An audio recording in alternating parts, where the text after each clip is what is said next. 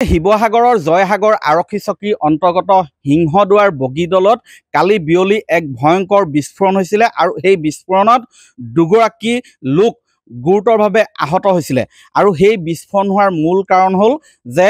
সম্পূৰ্ণ চোৰাং তেল এটা কেম্পাছত এই যিটো স্থানত আছো কেম্পাছত মজুত কৰি ইয়াত আচলতে ৰমৰমীয়া বেহা চলাই আহিছিলে আৰু এই যিখন ডাম্পাৰ দেখিছে এই ডাম্পাৰখনত চোৰাং তেল সৰবৰাহ কৰিবলৈ আচলতে ইয়াৰ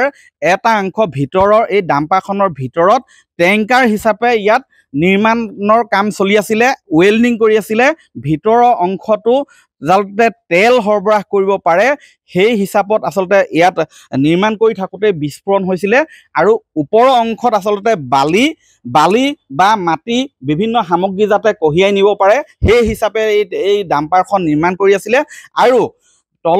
তাৰ তলত যাতে তেল সৰবৰাহ কৰিব পাৰে তেনেধৰণে নিৰ্মাণ কৰি থাকোঁতে আচলতে ইয়াত প্ৰচণ্ড বিস্ফোৰণ হয় আৰু সেই বিস্ফোৰণৰ ফলত দুগৰাকী ব্যক্তি গুৰুতৰভাৱে আহত হয় আৰু এইবিলাক যি দেখিছে এই যিবিলাক ইয়াতে চোৰাং তেল আচলতে মজুত কৰি ৰাখিছিলে হাজাৰ হাজাৰ লিটাৰ এতিয়াও ইয়াতে আছে চুৰি তেল আছে আৰু এই যিটো কেম্পাছ দেখিছে এই কেম্পাছটোৰ মূল মালিক হৈছে আবুল আলী আৰু জেলিল আলী এই দুয়োগৰাকী ব্যক্তি এই চুৰি তেলৰ সৈতে জড়িত এই দুয়োগৰাকী ব্যক্তি বৰ্তমানেও পলায়ন কৰি ফুৰিছে আৰক্ষীয়ে কৰায়ত্ব কৰিবলৈ সক্ষম হোৱা নাই আমাক জয়সাগৰ আৰক্ষীয়ে চকীৰ ভাৰপ্ৰাপ্ত আৰক্ষী বিষয়াই জনোৱা অনুসৰি তেওঁ বাসগৃহটো তালাচী চলাইছিলে কিন্তু তেওঁ পলায়ন কৰি থকা বুলি আমাক সদৰি কৰিছে এইখন দেখিছে AS06 BC3425 এই ডাম্পাৰখনেই ইয়াত আচলতে তেল যাতে কঢ়িয়াই নিব পাৰে তেনেধৰণে ইয়াত ৱেল্ডিং কৰি আছিলে ভিতৰত চুৰি তেল যাতে সৰবৰাহ কৰিব পাৰে তেনেধৰণে নিৰ্মাণ কৰি থাকোঁতেই আচলতে বিস্ফোৰণ হয় আৰু সেই বিস্ফোৰণৰ ফলতে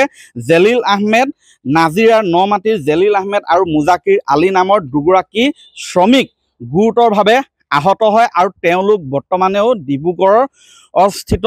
অসম চিকিৎসা মহাবিদ্যালয়ত চিকিৎসাধীন হৈছে এই যি ঘটনা সংঘটিত হৈছে আচলতে এক ভয়ংকৰ তথ্য উন্মোচিত হৈছে ইয়াত দীৰ্ঘদিনৰ পৰা আচলতে চোৰাং তেল ক্ৰুড অইল মজুত কৰি ইয়াৰ পৰা ৰমৰমীয়া বেহা চলাই আছিলে আৰু আমি দেখুৱাব বিচাৰিছোঁ এই যিটো কেম্পাছ মই দেখুৱাম এই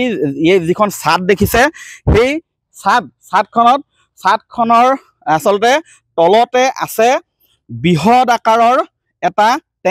পকী টেংকি ইয়াত নিৰ্মাণ কৰি থোৱা আছে য'ত 2-3 হাজাৰ লিটাৰো চোৰাং তেল মজুত কৰি ৰাখিছে গতিকে এই যি ঘটনা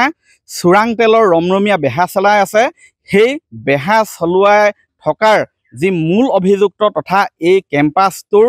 মালিক আবুল আলী বৰ্তমানেও পলাতক হৈ আছে আৰক্ষীয়ে এই মুহূৰ্তলৈকে আটক কৰিব বা গ্ৰেপ্তাৰ কৰিবলৈ সক্ষম হোৱা নাই কিন্তু এই যি ধৰণৰ কাৰবাৰ চলাই আহিছে মই দেখুৱাইছোঁ যে এয়া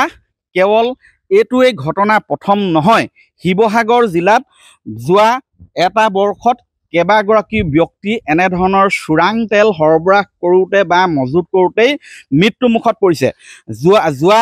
5 জানুৱাৰীত শিৱসাগৰ বেতবাৰীতো অনুৰূপ ঘটনা সংঘটিত হৈছিলে তাত চোৰাং তেল মজুত ৰখা এটা টেংকিত পৰি খনিক বৰুৱা নামৰ এজন যুৱকৰ মৃত্যুমুখত পৰিছিলে তাৰ পূৰ্বে শিৱসাগৰৰ দিচাং ঘাটত এজন ব্যক্তি এনেধৰণে এখন আচলতে তেলৰ টেংকি এটা ৱেল্ডিং কৰি থাকোঁতেই টেংকাৰত আচলতে বিস্ফোৰণ হৈ এগৰাকী ব্যক্তি সম্পূৰ্ণ জ্বলি ভস্মীভূত হৈছিলে জ্বলি ছাই হৈ গৈছিলে এনেধৰণে বিভিন্ন সময়ত শিৱসাগৰ জিলাত এই চোৰাং তেলৰ ঘটনা আচলতে চোৰাং তেল মজুত কৰা সৰবৰাহ কৰোঁতে কেইবাগৰাকী ব্যক্তি আচলতে প্ৰাণ গৈছে কিন্তু ইয়াৰ পিছতো এই ধুৰন্ধৰ চক্ৰটোৱে অব্যাহত ৰাখিছে এই চোৰাং তেলৰ ৰমৰমীয়া বেহা এই যি ডাম্পাৰ দেখিছে এই ডাম্পাৰখন প্ৰকৃততে কাৰ এইখন যিখন নম্বৰ প্লেট ইয়াত লগাই থোৱা আছে সেইখন প্ৰকৃততে সঁচা নে ভুৱা নম্বৰ প্লেট লগাই থৈছে এই সকলোবিলাক আচলতে যদিহে আৰক্ষীয়ে তদন্ত কৰে বা ইয়াত কাৰ এই যিগৰাকী ব্যক্তি আবুল আলী আৰু জেলিল আলী তেওঁলোকক আৰক্ষীয়ে যদিহে গ্ৰেপ্তাৰ কৰি মাৰাথান জেৰা চলায় বা সঠিকভাৱে তদন্ত কৰে তেনেহ'লে এই চোৰাং তেলৰ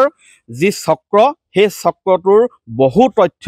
উন্মোচিত হ'ব। অনাগত সময়ত লক্ষণীয় হ'ব ইয়াত যি চোৰাং তেলৰ ৰমৰমীয়া বেহা চলাই আহিছে এই চক্ৰটোক উৎখাত কৰিবলৈ আৰক্ষীয়ে সক্ষম হ'বনে নহয় সেয়া লক্ষণীয় হ'ব।